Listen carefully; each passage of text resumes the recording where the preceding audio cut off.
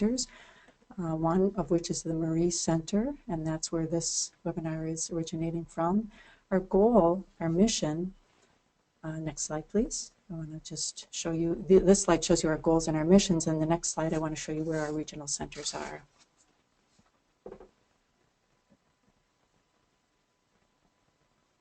For the past 6 years, we have had this consortium of 5 regional centers. And if you look at our website, which you'll see at the end of our presentation tonight, you can get more information about each of our centers. And there are additional trainings available for you.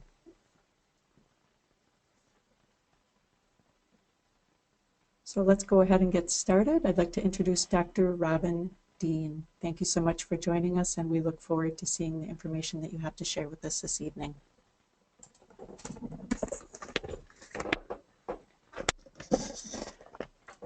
Good evening, everyone. My cat just decided to join me. I'm a little afraid of my cat, so I'm just going to leave her be and hope that she leaves me be, and we don't have a cat fight this evening. I am Robyn Dean.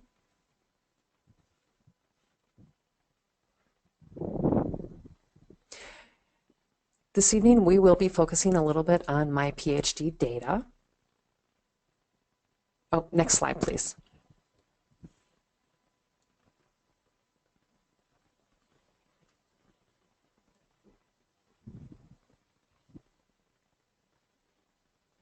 Two weeks ago, I hosted a webinar, and some of you did join us in that webinar, and I focused upon normative ethics and descriptive ethics and the difference between those two constructs. This evening, I would like to do a little bit more of an in-depth approach into both of those concepts, and I'm hoping that we can go forward with that.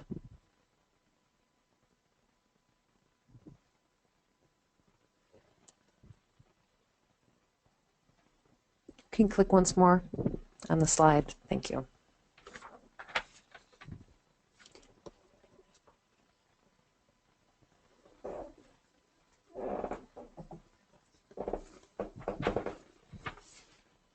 Normative ethics focuses on what is the right action. What is the good behavior? What should people be doing? And that is the focus of normative ethics. I'd like to focus over on the next part of the slide and have you take a look at that.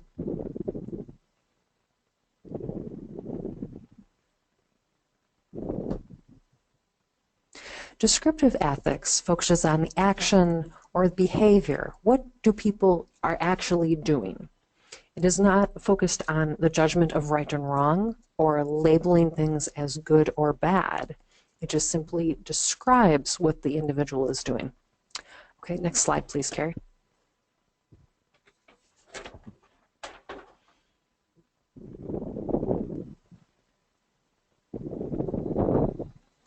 So again, descriptive ethics doesn't focus on what is good or what is right or envelops what people should do. It just simply is descriptive of the behavior. Next slide.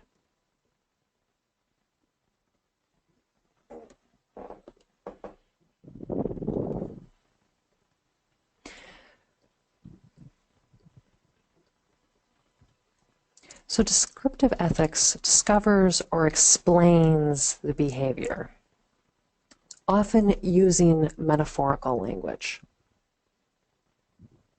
And next slide. Or excuse me. When we go back to normative ethics, that is where we begin to evaluate the behavior that is seen, whether it is good or bad, and what the consequences are involved in that. Next slide.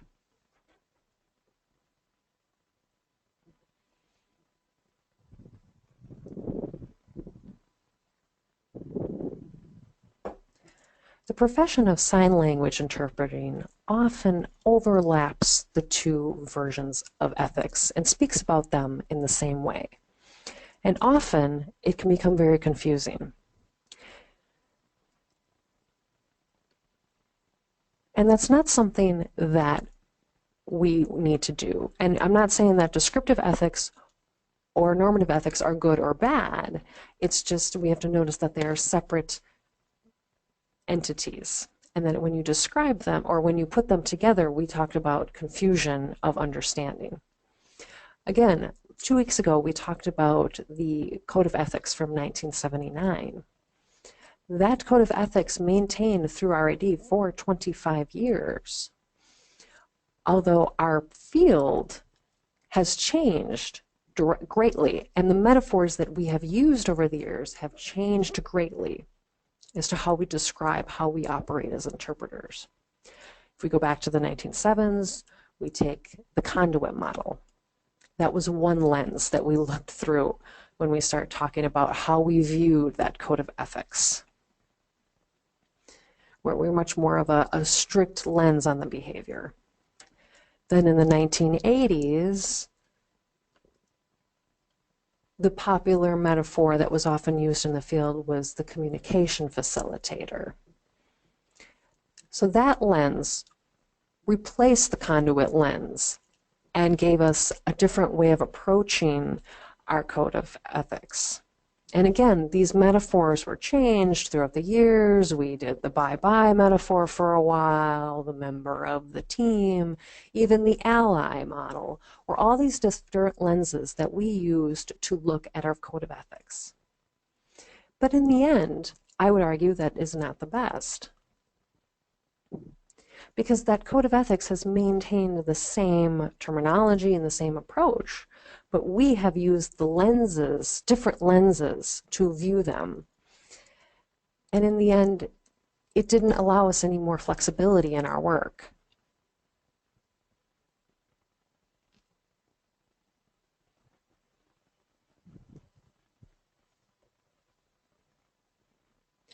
And ethicists, people who actually study ethics, that you cannot use a metaphor to apply to normative ethics. It doesn't work that way. Next slide.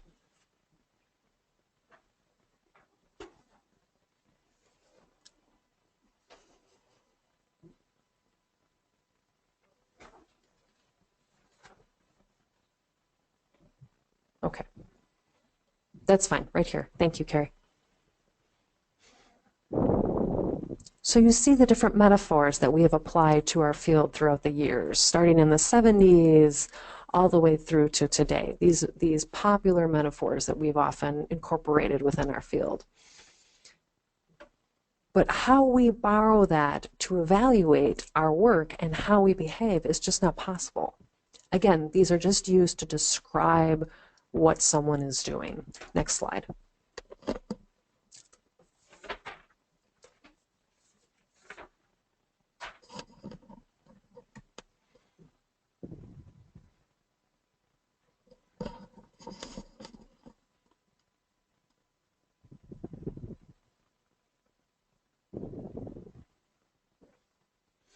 So how do we evaluate using normative ethics? We rules, values and principles, responsibility, consequences, incommensurable values, and decision-making models.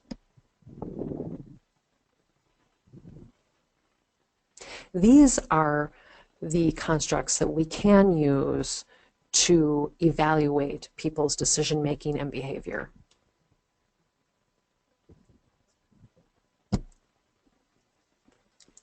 Okay, next, Carrie.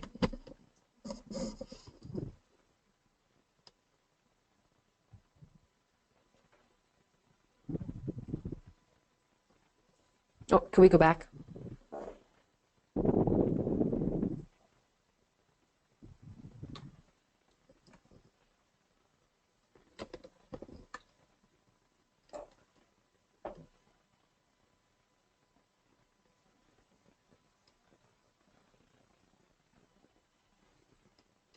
Yeah, excellent, thank you.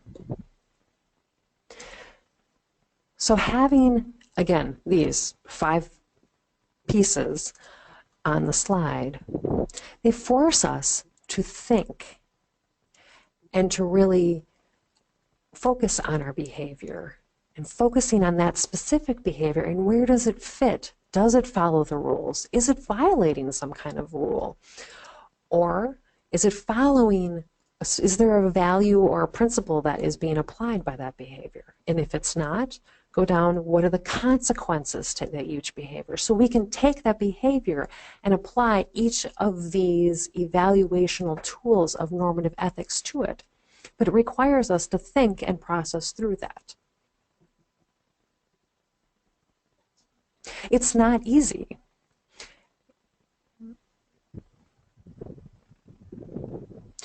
We can't just come forward and say, okay, well, today I'm putting on my conduit coat and hat, and I will be the conduit interpreter.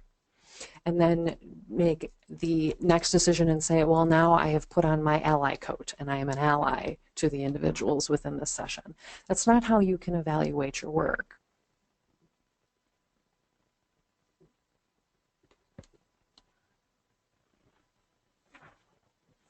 Next slide.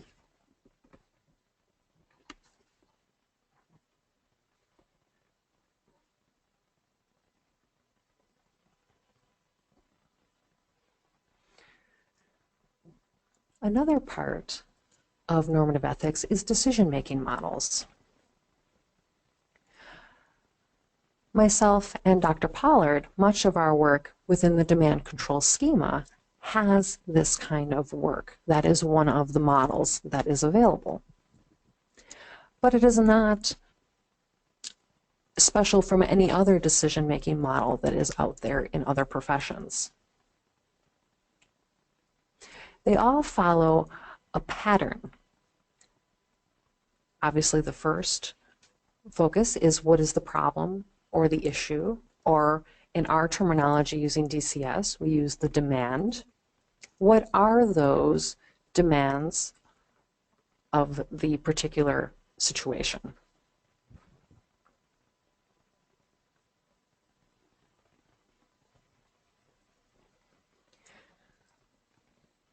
The second part of the pattern that we often see are, what are your options? What are your choices as far as action? Next.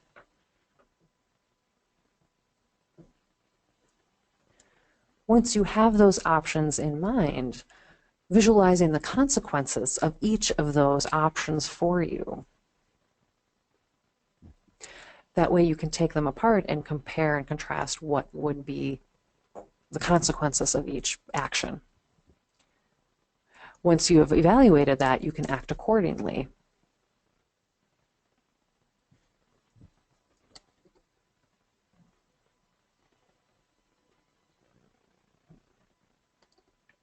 And finally, evaluating the decision that was made. What was successful, what was not, what would be some of the resulting issues or demands. So again, all of these decision-making models have options, consequences, and evaluation ability. That is what we have, those parts to these decision-making models, but they all require thinking, focusing on the values, the principles, the rules that may be a part of these situations. What do those require of us? You can't just willy-nilly make some of these options. Some of these options have limitations because we know the values of the settings that we may be in, and we have to work within those values. We also have other options that we may be taking depending on where we are and those consequences that may become apparent, knowing what the values are. So if you know the values of the setting, then therefore you can know the consequences of your actions within those value situations. Again, evaluate. You have to evaluate, but you can only do that if you only know the values, the principles, and the rules within the settings.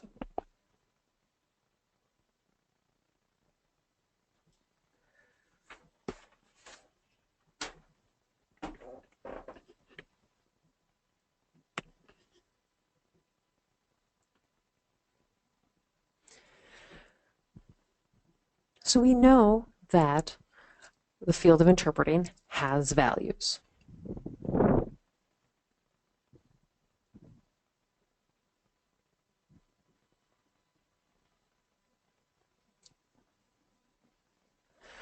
There have been a variety of researchers that have pulled documents from the field of T&I, which is translation and interpretation.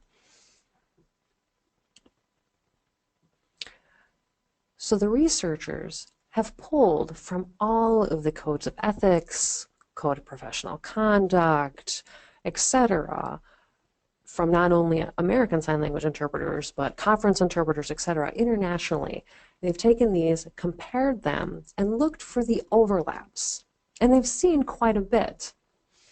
So what you see up on your screen are some of the most popular or most often seen within these codes of ethics. Obviously, number one would be accuracy, which makes sense. You're taking a message, in our case, from a hearing individual, and interpreting it to the deaf individual. It should look basically the same or have the basic accurate meaning. The second one would be neutrality.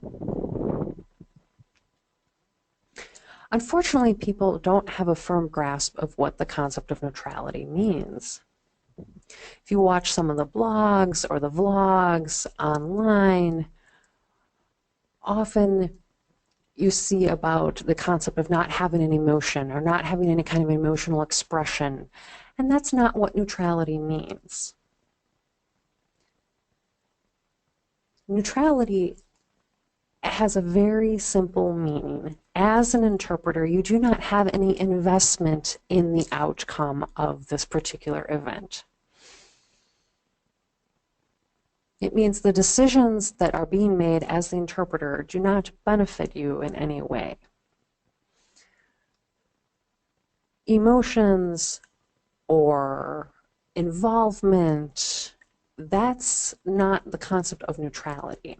It's how you're making decisions. And if you are making decisions that benefit you, that is a breach of neutrality. Often individuals misunderstand the concept. Next one, of course, confidentiality. Following would be fidelity. Is that what was said, did you fully interpret that? Another term would be completeness. Completeness of the message. The message that was given was the message that was interpreted.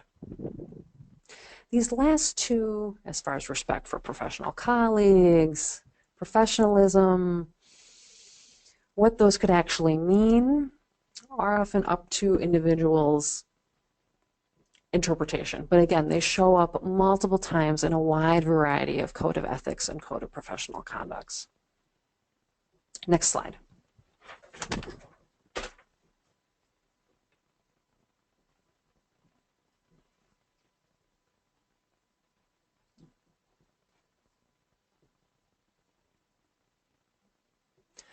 So are those 5 pieces enough? If you imagine a French translator sitting in their flat, interpreting or translating 18th century French poetry from French to English.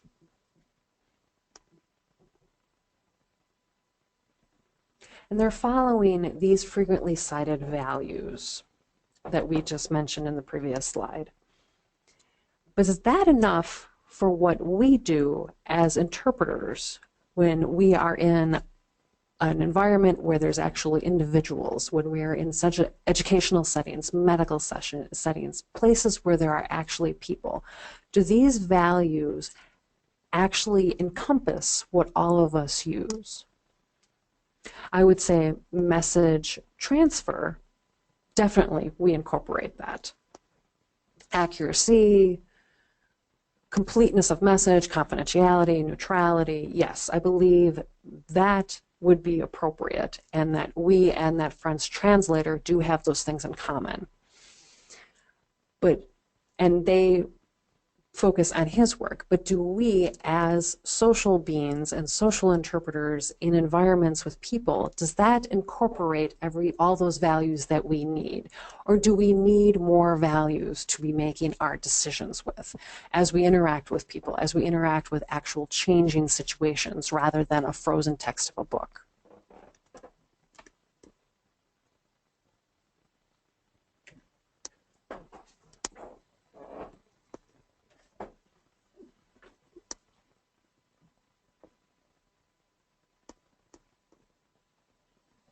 So should our field come up with more values? But unfortunately, our values are not necessarily documented. But we go back to metaphors over and over.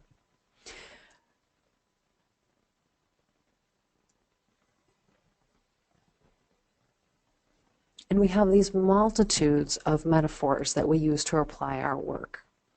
And it's not just in our field.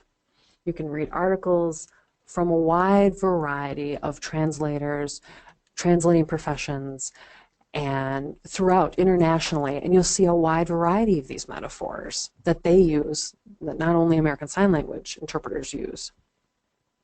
But do those metaphors really give us the values that we use in our job?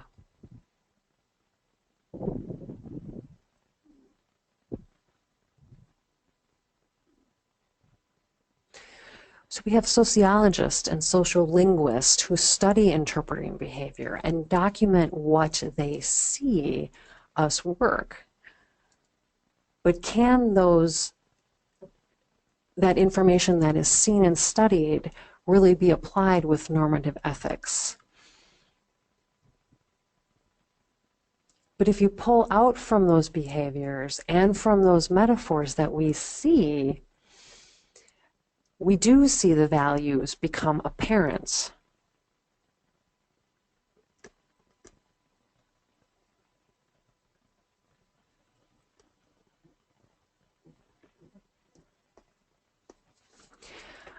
For those of you that were at the workshop 2 weeks ago, I did show you some of these metaphors and values that were connected to those metaphors.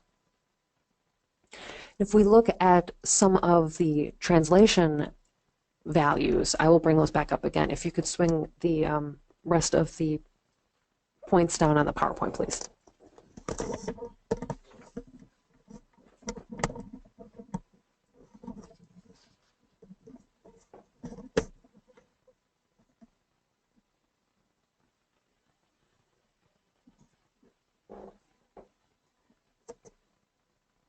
So the conduit metaphor is not being used much anymore.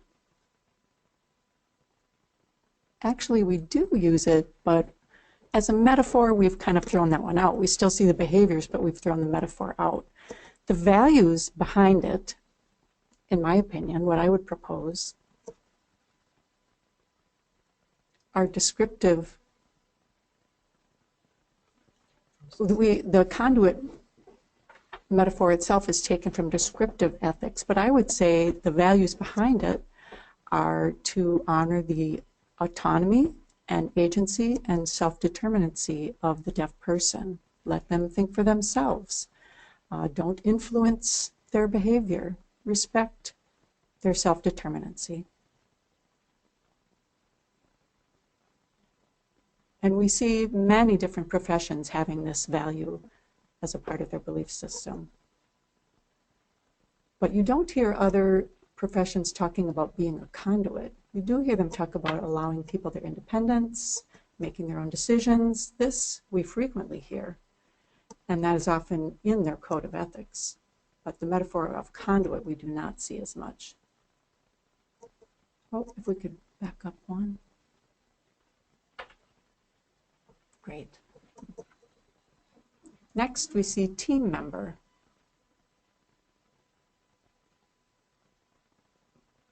What does that metaphor actually mean if we say the interpreter is acting as a member of the team?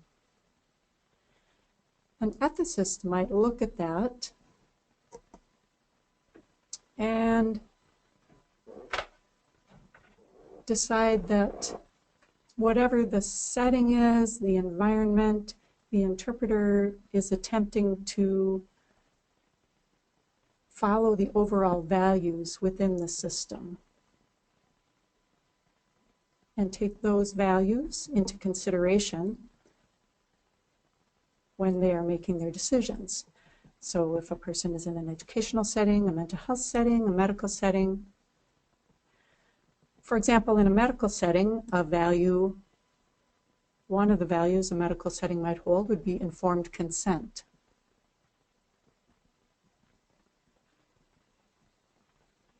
Which is to make sure that the patient understands all parts of the treatment, understands everything has been explained, and they are ready and consenting to go ahead with whatever procedure is being done. They're able to consent to this themselves. That's informed consent. So if the interpreter is in a medical setting, they definitely want to make sure that that value is a part of their work. They want to know what it looks like in that setting so that they can make sure that their interpreting is matching the values of the situation. And then finally, we have cultural mediator.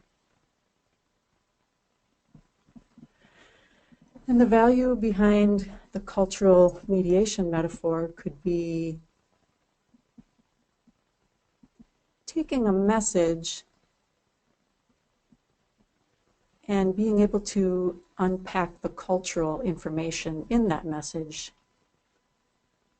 that the person you're interpreting to may not understand. It's making sure that everything is clear in both languages and cultures. So metaphors are great. They are important to us. They can help us, but we need to take a step back and look at the values. What values would be a part of the normative approach to looking at the code of ethics. Next slide, please.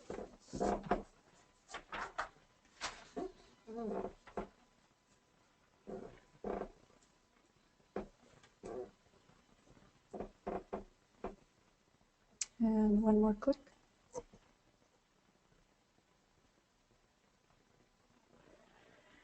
Perhaps you've heard, well, you should know your place. That word place, that's a bit of a metaphor there. But the value that we might see when a person says you should know your place, what is the value that is behind someone who is making that statement? Go ahead and use the chat box now and let me know what you're thinking. What value is being shown when someone says you need to know your place?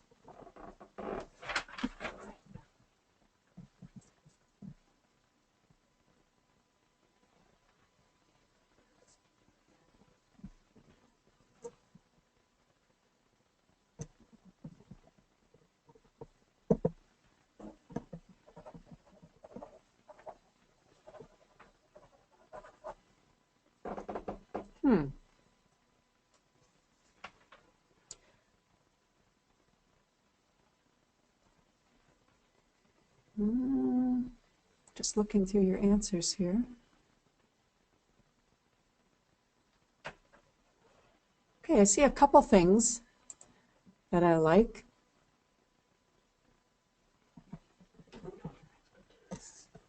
Know your expertise.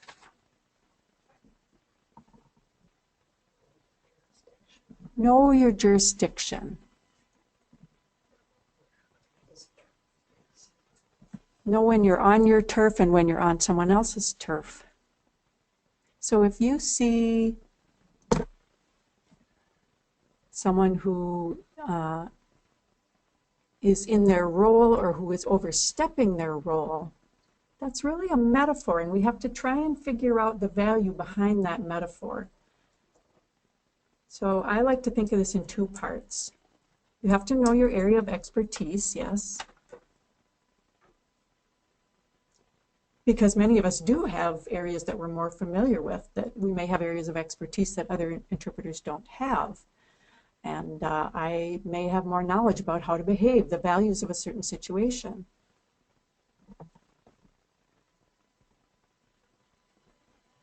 So I have to ask myself, what is my expertise? What do I know and will it apply to this situation? So that if I am asked about my knowledge, I can clearly communicate what my limitations are. So you have to know what your area of expertise is in any given area. Next one.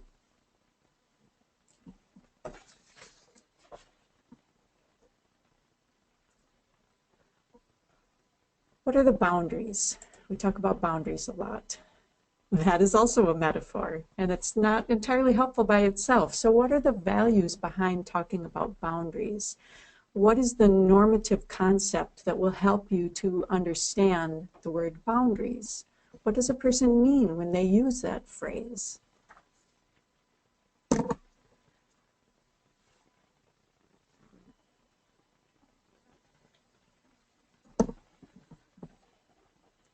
And again, you can respond in the chat box.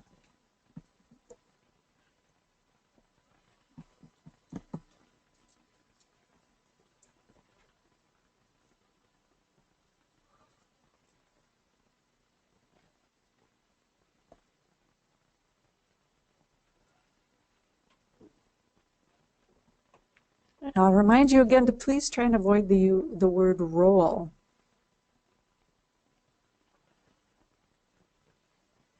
Think about what the values are, what the normative ethics are behind the role.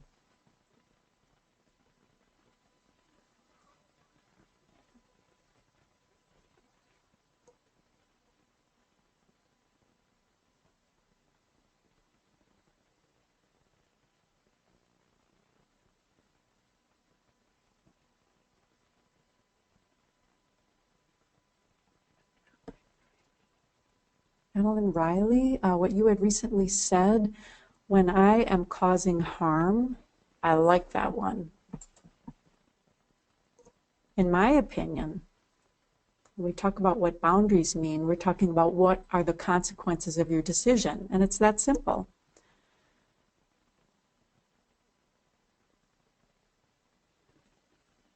If I ask you what are your boundaries, you may not have an immediate answer, but if I ask you what the consequences are of your decision, that's a different conversation. Next slide, please.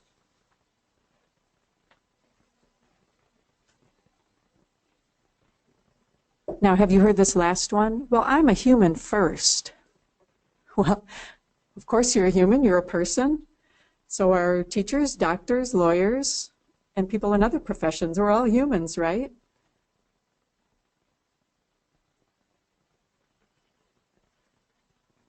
Now, if we asked one of those professionals, why did you make that decision? And they said, because I'm a human first, we wouldn't accept that. So what do you think is the value behind that phrase that we sometimes hear, that metaphor? But I'm a human first. What value is being shown there? If you could type your answers again.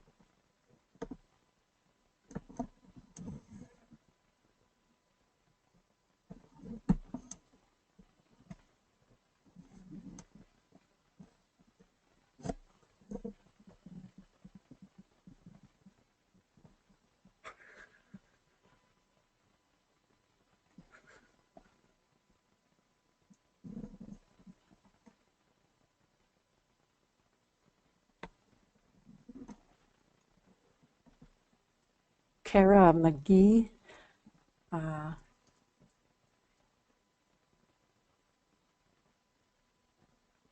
Johnson, Kara McGee Johnson.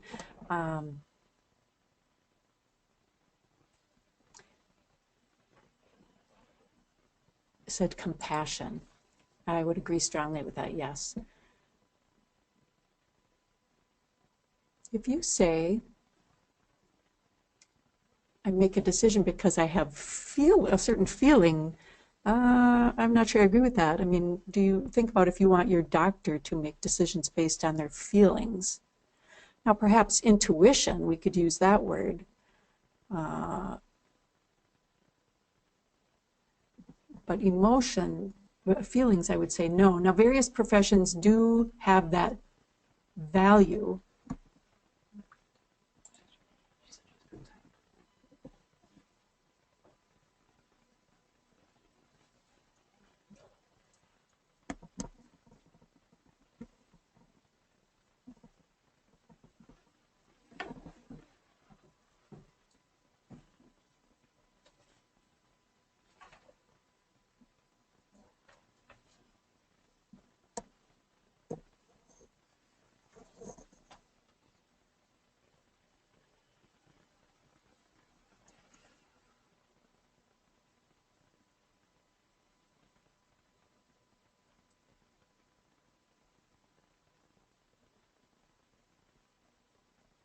So I've typed two terms out here. Non-maleficence,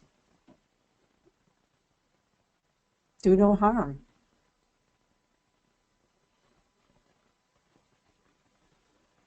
And the second one being beneficence, do good.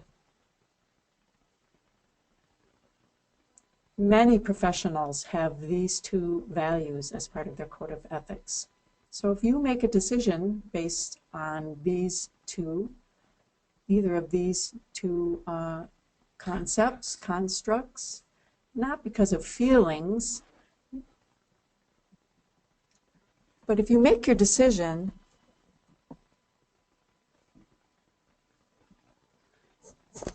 If you make the decision to suddenly jump and dance in the air because you're human and you feel suddenly struck by that, that's not the good way of doing it. So it's not based on emotions or feelings, but it's on the concept of beneficence or non-maleficence.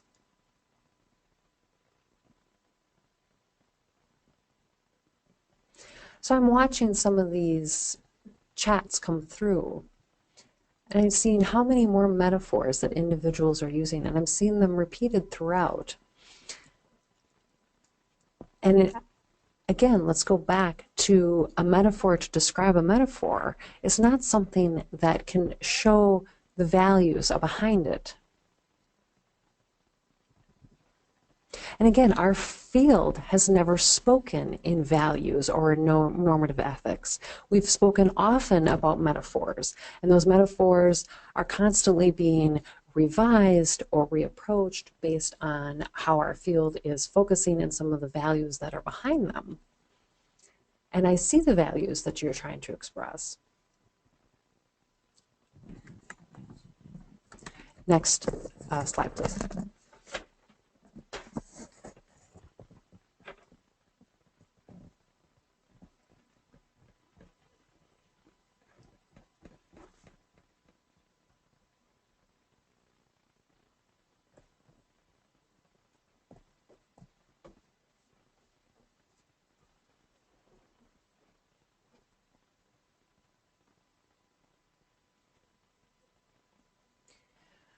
I'd like to approach the metaphor of ally. The first person that really did any kind of research or publishing in this was Charlotte Baker Schenck. The name is on your PowerPoint for spelling purposes.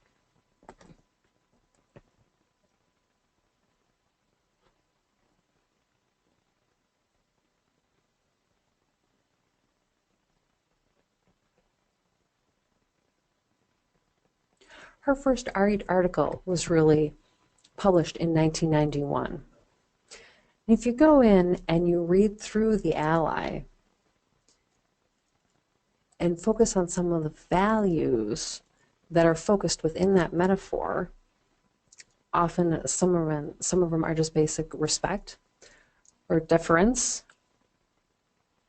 jurisdiction, and respect for people's jurisdiction.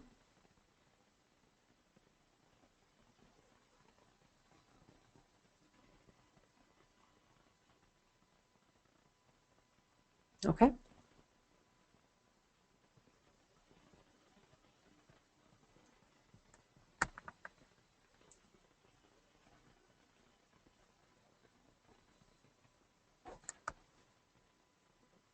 So now take a couple of minutes. Think back into some of your professional career and pick a particular example as to where you believed that you were acting in the ally metaphor. And you don't have to put this in the chat box, but just write it down on a scratch piece of paper or on the PowerPoint. I'll give you a few minutes.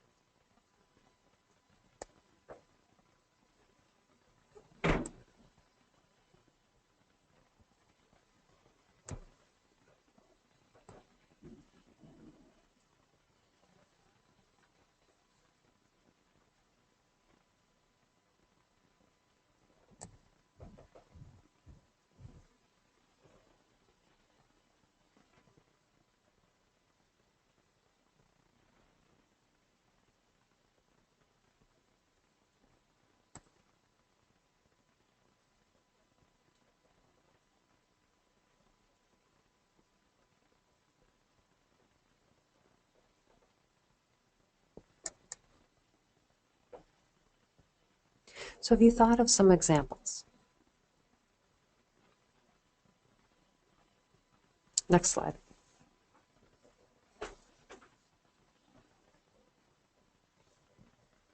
Oh, go back. Yeah, let's go back one slide. I have a request from the chat box to go back one slide.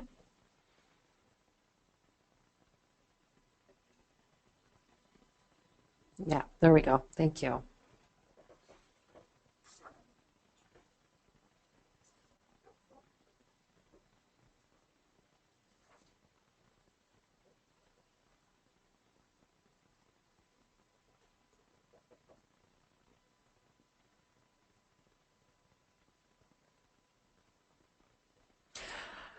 I often run groups of supervision where I listen to interpreters making their decisions all the time.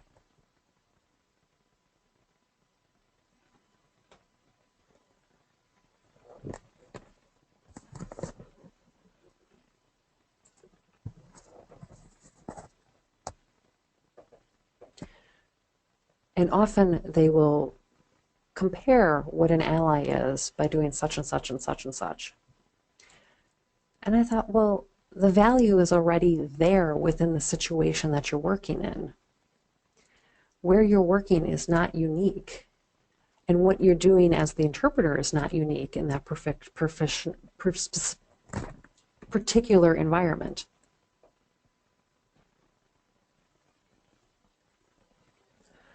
I had a specific situation once. It was in a medical environment, and the doctor was asking the deaf patient a lot of questions about medical history. The deaf individual simply did not know the answers to these particular questions. Simple questions such as, was there cancer in her biological family? Had she had any past surgeries? What were those diagnoses, and what were the reasons for the surgeries? So again, multiple answers of I don't know from the deaf patient. I would say this individual grew up in the 1960s, 1970s. The doctor left the room, and I left the room to stand and wait for the doctor to come back. And as the doctor came back to the room, I informed the doctor, that often within the historical sense, this deaf individual may not simply have that information because the parents may not have had direct communication. The parents may have held that information.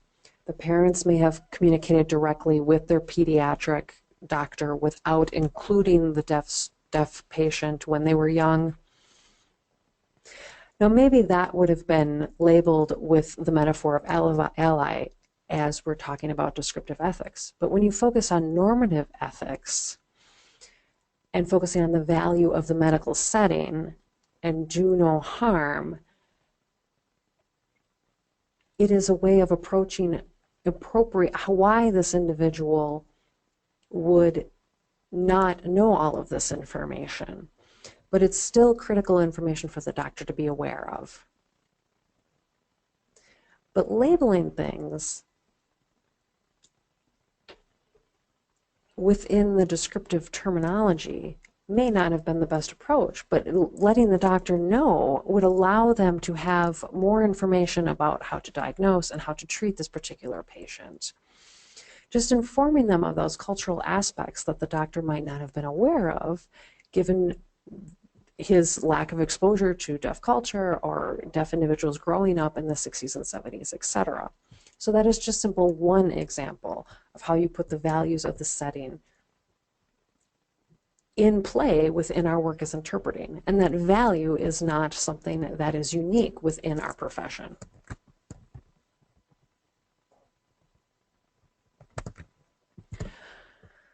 Let me think of another example here.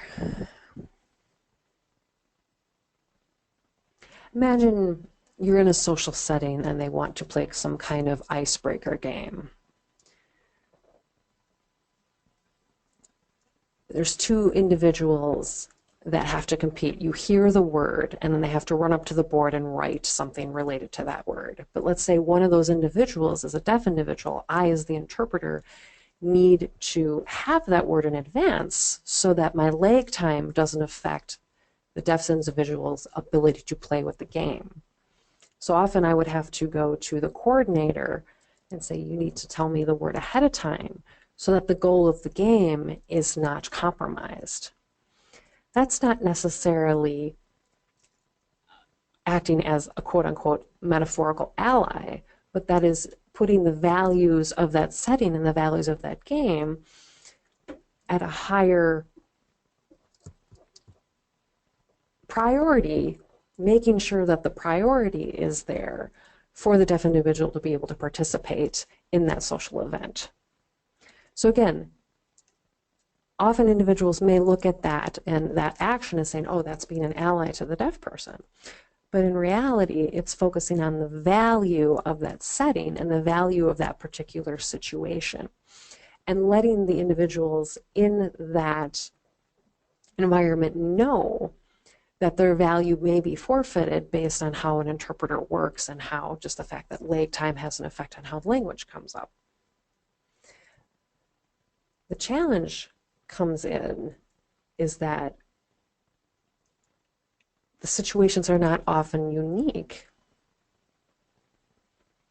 And often if you use the concept of ally, that's not what a hearing individual will say. And if you challenge me in saying that these are not necessarily ally approaches, you can always email me. But I've heard that individual again and again from interpreters, again, ally, ally, ally. But in reality, often the values of the settings that we're working with already there normatively. And those are the values that we prioritize.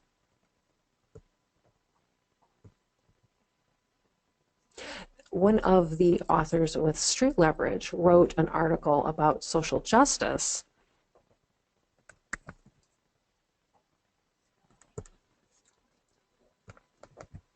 The last name is Coyne. It sounds like coin.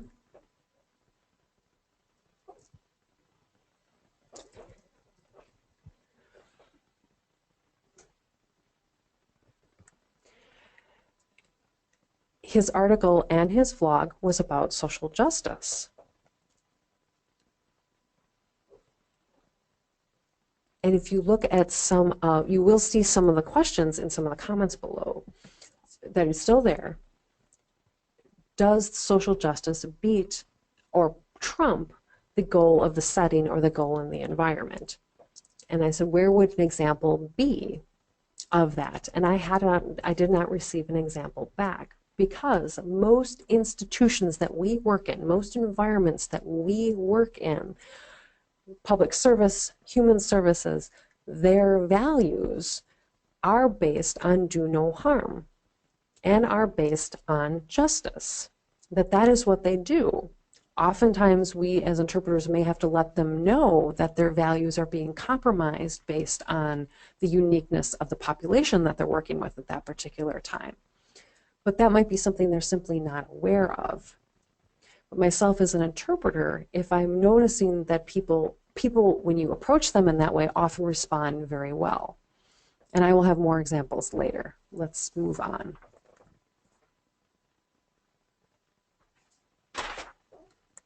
And next. And next.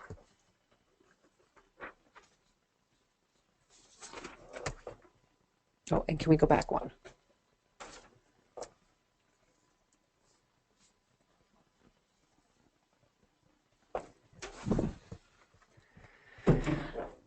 When we go back to the metaphor of ally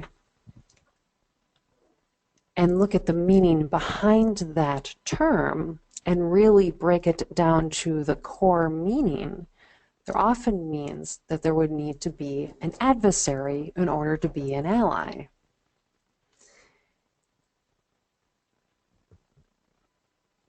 That can mean that there may be something wrong on the opposite side. Does that mean that the hearing individuals that we work with are our adversaries. And I think that we need to proceed with caution in that approach. To automatically assume that the hearing individuals is our adversary is not necessarily helpful. The values behind the metaphor are critical, and those are the things that we can tease out and focus on. But if we go back to the adversary part, that may be where the problem comes in.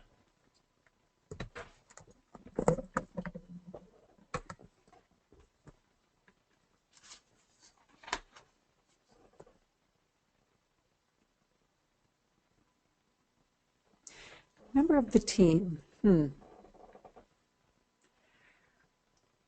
you going to go into a doctor's office and inform them that you're a member of the team? I mean, who asked you? Who asked you if you're a member of the team? But if you enter the environment and you let them know that you're aware of the value of informed consent, you're aware of some of the issues at hand and some of the values, this shows that your values are similar to the values of the environment that you are in.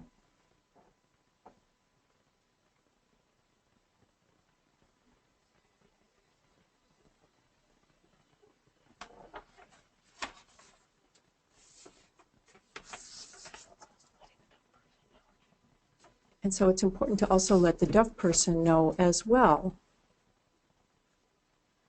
We have to take the values into consideration and look at how we approach each environment and each situation differently, and applying those normative ethics.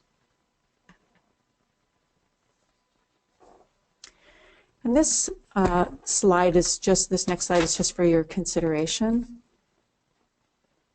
If we can go down the points on the slide, if you can advance a few more. Thank you.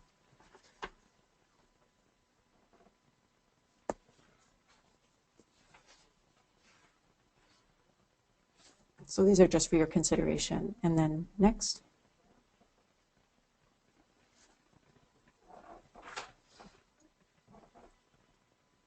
Oh, back one.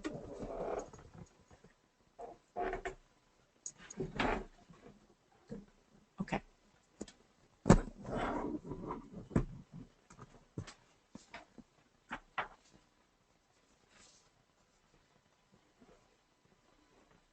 So you'll notice the points on this PowerPoint screen. These are some values that we see. One that you see is rationing limited resources. I remember there was a time, there was a deaf person in an emergency room and they were very upset. Their situation wasn't dire. They had had their blood pressure taken, their temperature, all their vitals had been taken. And it was decided that their need was of a lower priority than some others who were more serious and more acute a situation. So we waited quite a long time.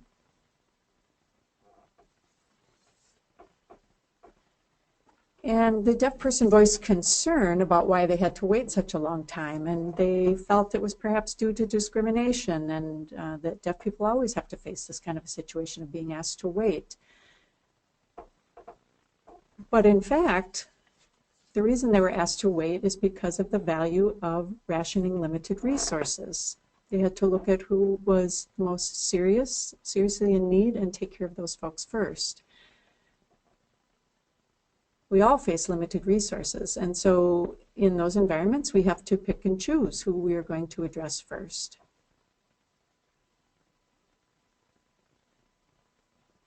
So this is for your information. When you go into a situation, you have to think about the values that are in that situation.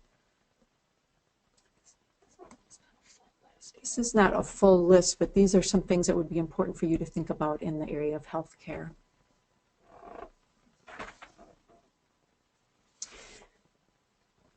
So 2 weeks ago, we were talking about role space. And we were explaining interaction management, presentation of self, alignment. We talked about these three concepts, and that these three concepts come out of the sociological perspective. and descriptive, that these come from descriptive ethics, excuse me, and that people have borrowed and used these terms as if they were normative ethics, but in fact they are not. So for example, next slide.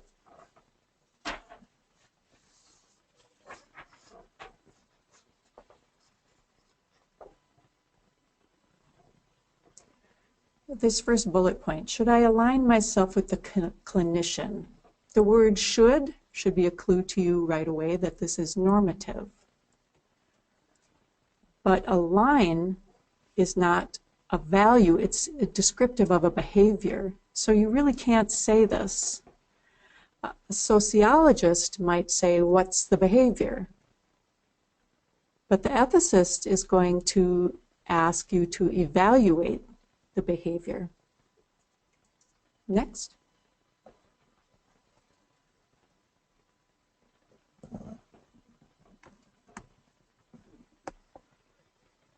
Once again, you see the word should. Should I present myself in ways that are more visible? Should. There's a conflict here. We have descriptive and normative ethics at work at the same time. So you have an individual. You have sociologists who might study and document behavior, and then you have the ethicists who are going to ask, what's the value behind this decision? Next one.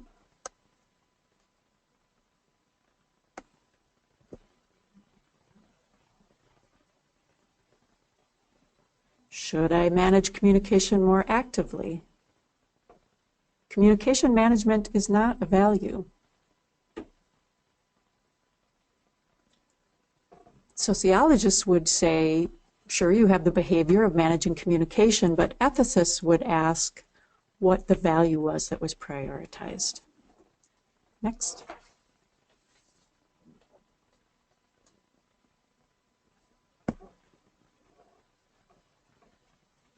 And next.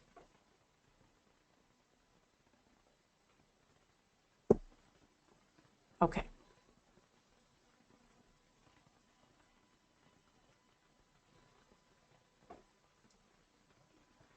Should I align myself with the clinician? We can't say this. We have to separate descriptive ethics from normative ethics. We have the behavior, and we have the values behind the behavior.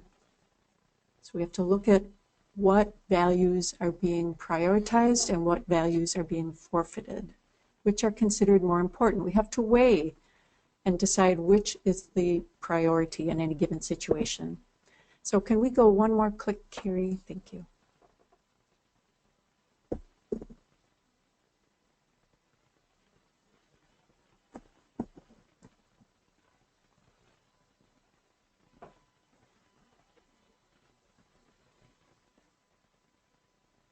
We have a deaf individual. They've joined a group therapy session.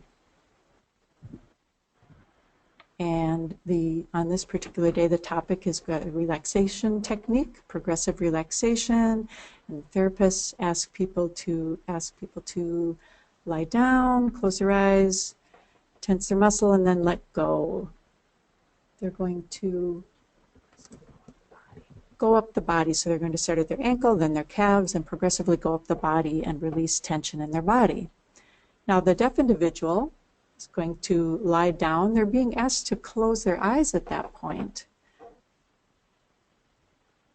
Do they really want to have to open their eyes and have the interpreter lead them through all parts of this? So the interpreter might make a choice to ask the therapist if they could explain to the deaf person ahead of time the goals of this therapy session, and then let the deaf person proceed on their own, choosing when they want to open their eyes and when they want to keep them shut. Next slide, please.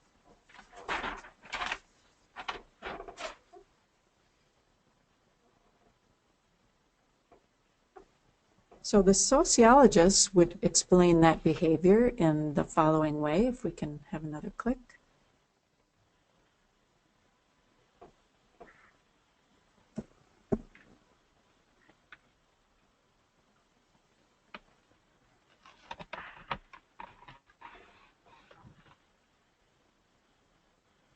And one more click.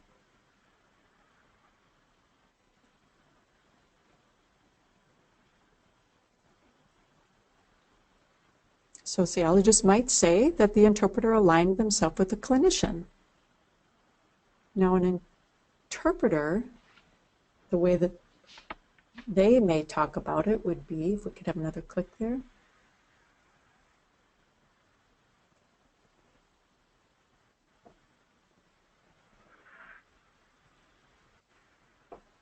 Have you seen or heard these things before? People saying, well, the interpreter stepped out of role. Or the interpreter acted as a member of the team with the clinician doing the therapy. Or you might hear that the interpreter crossed boundaries in that situation. Do any of these really help you evaluate and make a decision and decide upon the values of the situation? Next slide.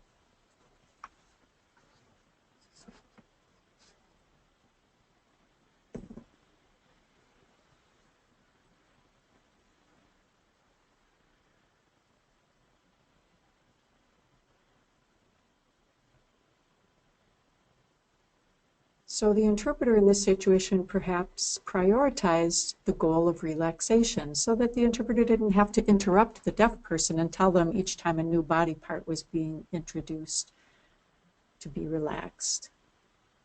I don't think the deaf person would have been able to enjoy and relax and enjoy that had it been done that way.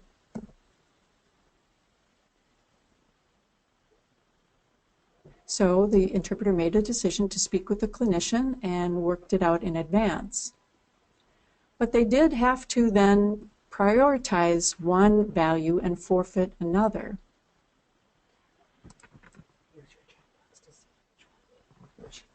So if you could use your chat box now and tell me what value was prioritized and what value was forfeited in that particular situation.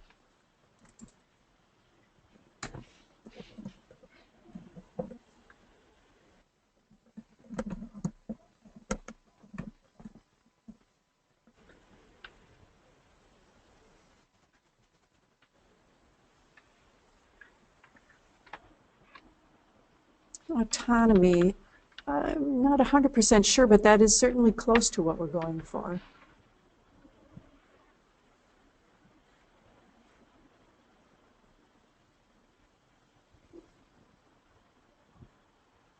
My suggestion would be that the value from interpreting would be to allow the person to make a decision themselves,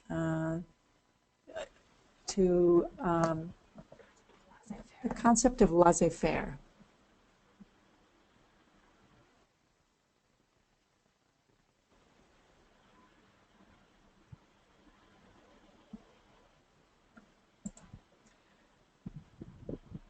Let's say you have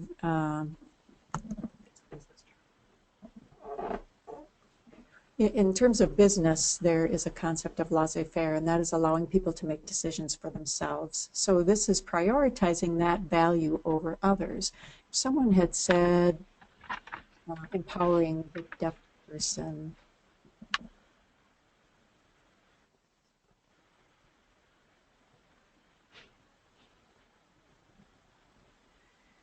empowering the deaf person is not actually of value. Now, we could say defer to the deaf person. That I would find acceptable. And then that would be prioritizing and forfeiting something. That would be taking a laissez-faire approach.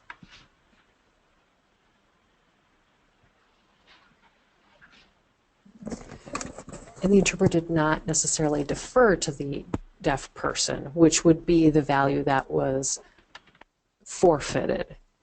So forfeiting the laissez-faire, or allowing people to be what they are and just let it go, that was forfeited. But the value of allowing somebody to actually participate and to experience on an equal playing field as the hearing individuals, what was prioritized in that approach.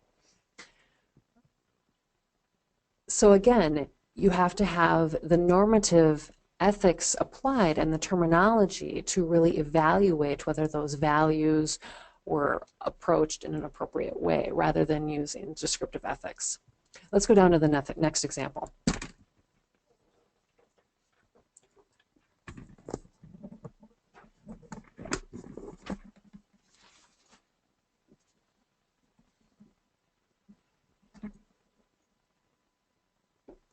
So another similar situation, we have two ways of looking at a situation, a sociologist and an ethicist.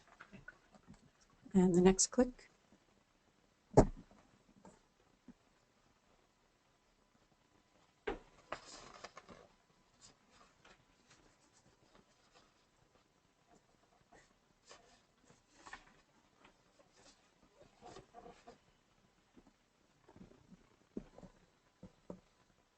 So after this relaxation exercise that we've talked about is finished, the class leaves the room, going down the stairwell, and one of the hearing participants comes over to chat with the interpreter and shares that their aunt is also an interpreter and lives in Toronto. Now, the deaf person is not in the vicinity, so the interpreter decides to interact and respond to the question. Next slide, please.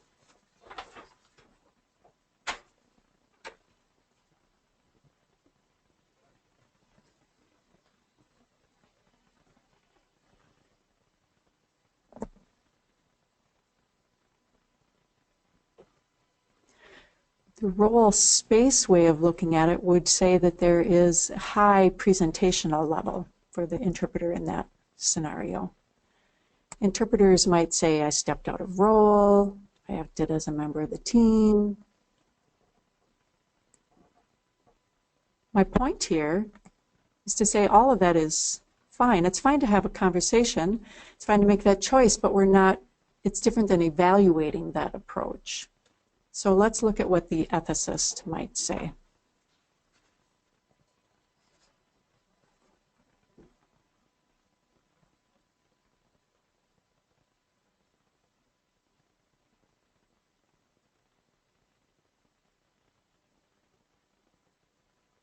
We have a question from a hearing individual, and we have a response from the interpreter. The two are socializing. We have a brief interaction, and this may allow the hearing individual to feel some sense of rapport with the person in the group.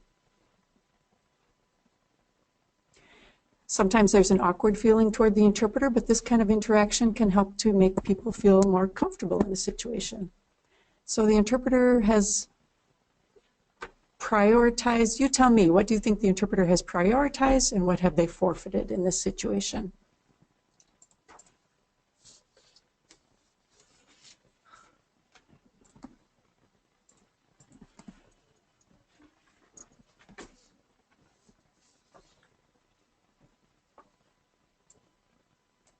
What do you think they have forfeited in this situation?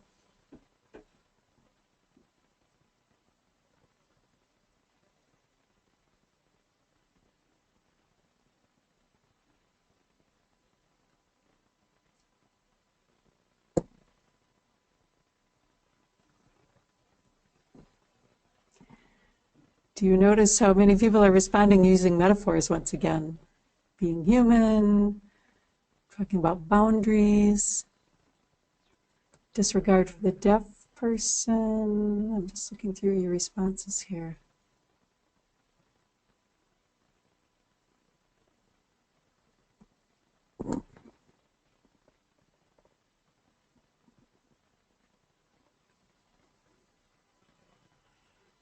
I'm noticing that you are bound and determined to still use those metaphors.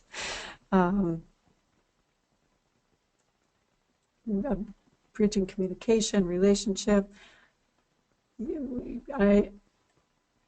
So I'm going to ask you to please try and think of what the values are, not the metaphors. We seem to be struggling with this a bit. You're forfeiting a value and you're prioritizing a value in this situation. Let me just check my notes for a second here, one moment.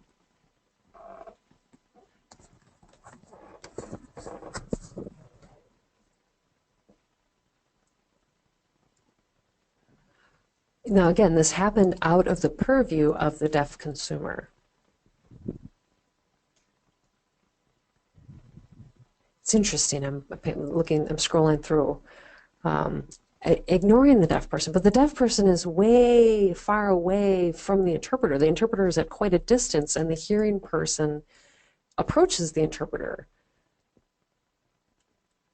This is a rather short and sweet response, and it does happen out of the awareness of the deaf person.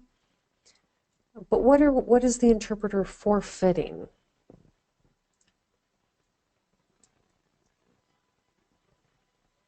Now, you could, at a later time, let the deaf person know, hey, by the way, this hearing person approached me as we were walking here, and they said such and such, and okay. Let's go next slide.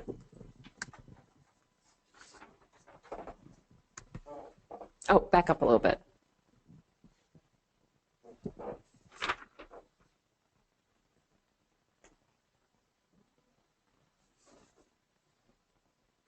Perfect. We'll leave it there.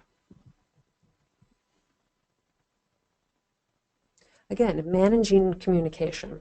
We as interpreters are managing communication. Sociologists focus on the behavior. Ethicists focus on values and what is prioritized and what is forfeited. Next slide, please. Oh, I'm sorry. Next. The story. There we go. Thank you.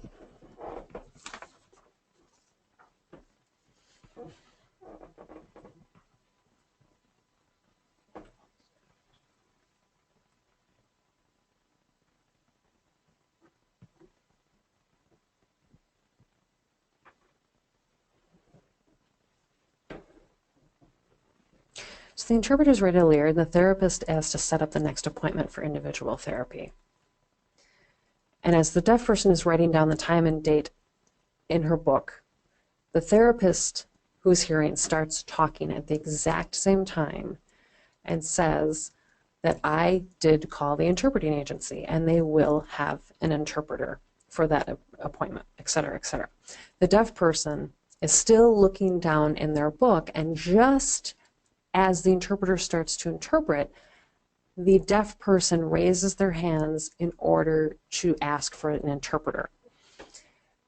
As this happens, the interpreter is interpreting, holds the finger up to the deaf person in a slight way to hold the communication in order to manage it, to let them know what the therapist was finishing to say.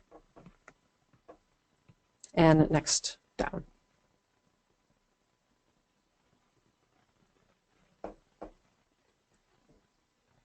And again.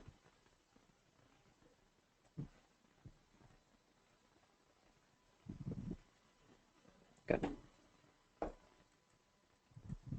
Sociologists, maybe even interpreters, would talk in this kind of way about oppressing the deaf individual by holding that piece of communication that was coming. The interpreter was taking advantage of her hearing privilege. She crossed her boundaries, etc. Next slide, Carrie.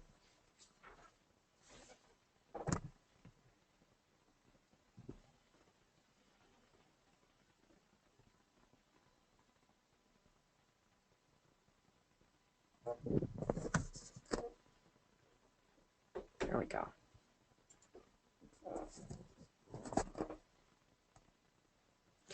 An ethicist of normative ethics focuses on the accuracy of complete information, reveals the original communication of the hearing individual, and the interpreter also addresses the impact of her lag time on her work. So what value was prioritized compared to what value was forfeited? Okay.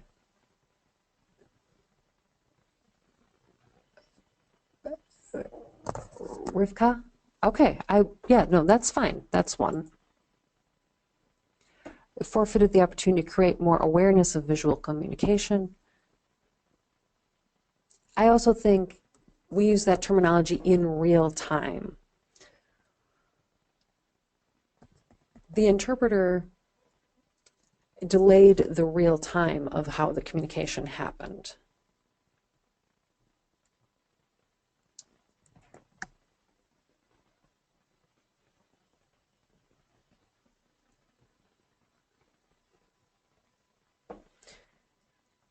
Well, again, Rivka, we're not aware because we have made these decisions. Often individuals don't realize at the time, and we don't know. I mean, maybe it was fine and maybe we try it, but when we think about if I do this, we don't necessarily know what it can lead to, and often we can't know that.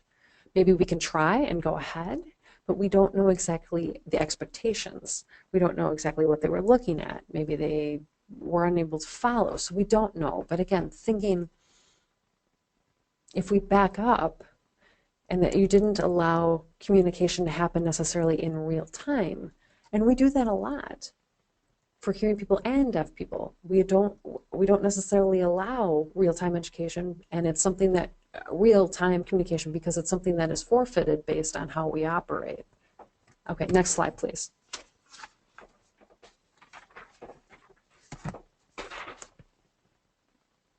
I notice the time is coming to an end, so I'm going to get to my point. The conversation of prioritizing versus forfeiting of values and the responsibility of that is a dialogue that can be very constructive, and it can lead to better evaluation, better dialogue of the decisions we make. But it is not easy. You and I are often taught, have been taught in metaphors and in descriptive ethics, and talking about you have taken advantage of such and such, or you have oppressed such and such. And those are the phrases that we hear all the time as interpreters. And what I'm challenging us is to let's focus on the values that we are prioritizing and forfeiting within our work. Again, it is going to be awkward. It is a very new skill we have to develop because we have not been taught to do it. And my goal, my ultimate goal, and my work is to focus on that, is what are we prioritizing within our work, and what are we forfeiting within our work. And you may disagree, but that is fine as to what we value, what values are being prioritized and forfeited. Let's go on to the next slide, and you can scroll down this one.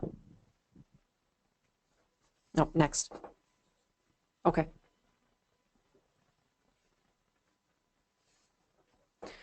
So I talked about the 5 values within the Code of Ethics, and I would argue that that is not enough for us as a community-based interpreters. We are within a social environment. We operate with people all the time. That means we need to think more about the overarching values of the settings that we work in. Next slide, please. Keep going. Excellent, right there.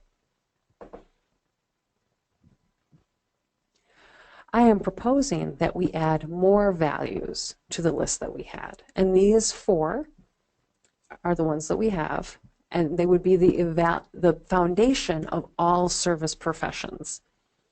Community interpreters are service professionals. So autonomy, maleficence, do no harm, beneficence, do good, and justice. All 4 of these core principles should be incorporated within our work. It doesn't mean that one is not sometimes prioritized over the other, but these are things that we consider as we make our decisions.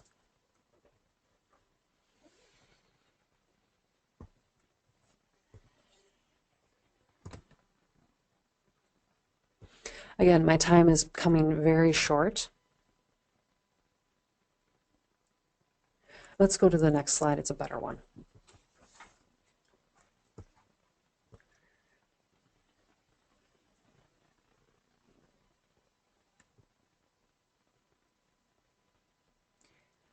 Cooperation within our literature is very critical. An author with the last name of Pym, P-Y-M, is a longtime researcher within translation and interpreting. And you will see some of the quotes from his work here on this slide. The translator goal should be to promote long-term cooperation between cultures, and that is one of our ultimate goals. He said interpreters and translators need to keep that in the back of their mind as they work. How can we as interpreters allow the cooperation of these people of different cultures and different languages, and how can that be a guiding principle of our work?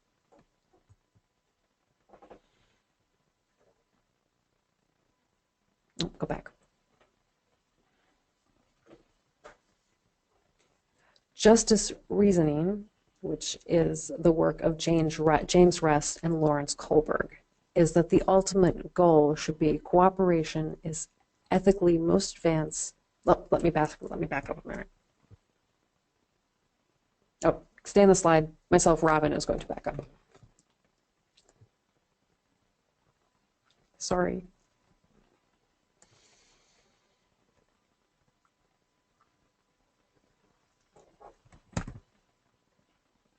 One more. Next slide. Yes, right there. Thank you.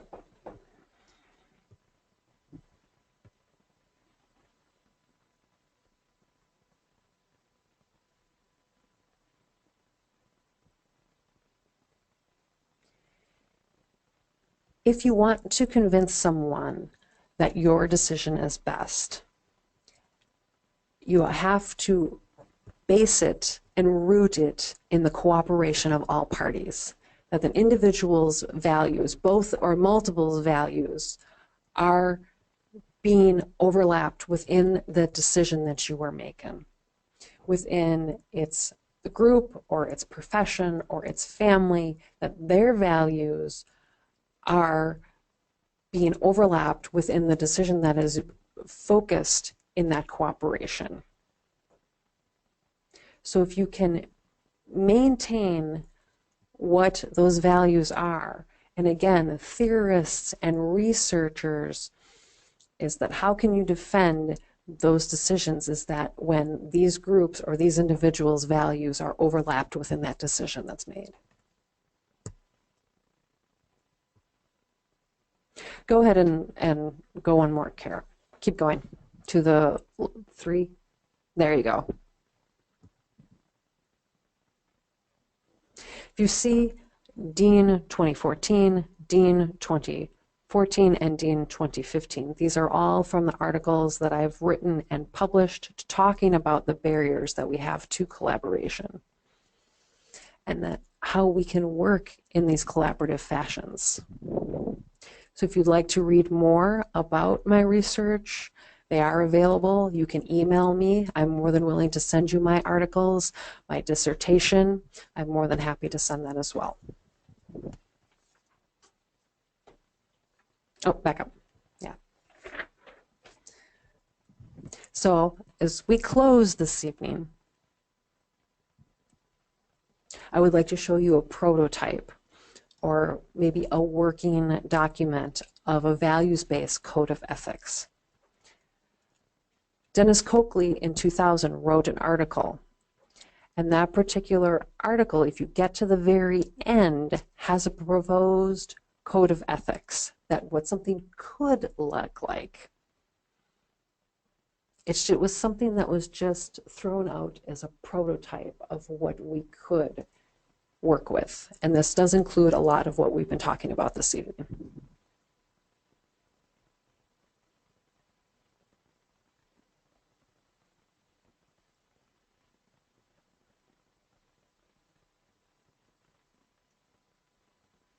So as you see on the left side of the PowerPoint slide, those are, again, values that we've talked about previously, but now we've added 5 more. So if we take from our conduit metaphor, from our ally metaphor, from our communication facilitator metaphor, and you weed out the values behind those metaphors, you will see the list on the right. I think there's a few more. I think that's it, Carrie. Excellent, right there. Thank you.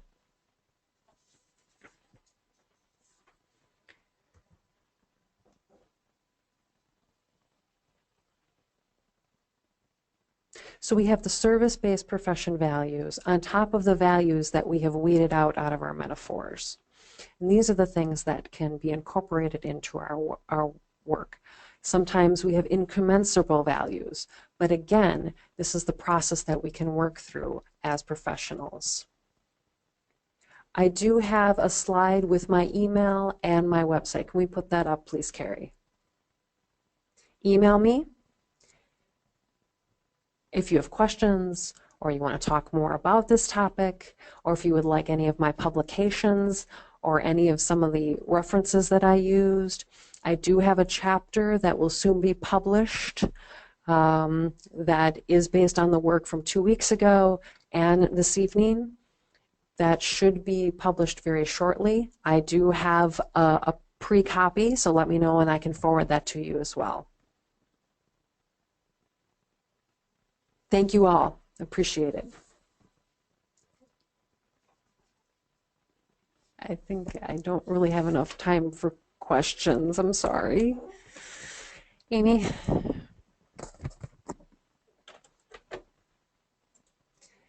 Thank you very much, Robyn. I greatly appreciate it. You've given us a lot of information to think about.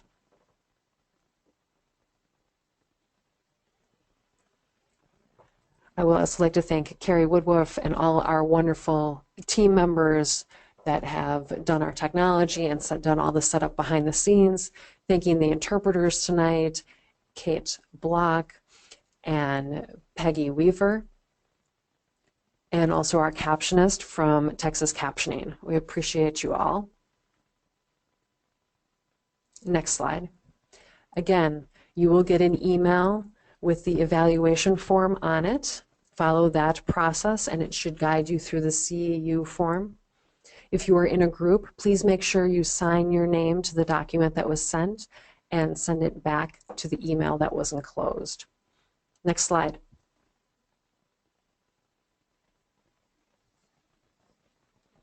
Tonight's webinar will be uploaded onto our website, which is up on the PowerPoint right now, if you would like to take a look at that. So please go up there. We have a lot of resources and other past webinars saved for you to take a look at.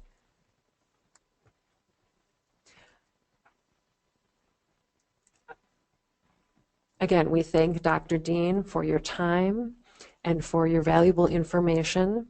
And again, we could not do this without our federal grant. So again, our federal grant information is up on the PowerPoint as well. Thank you, take care, and good evening. This is Robyn. Good evening, thanks everybody. Thank you.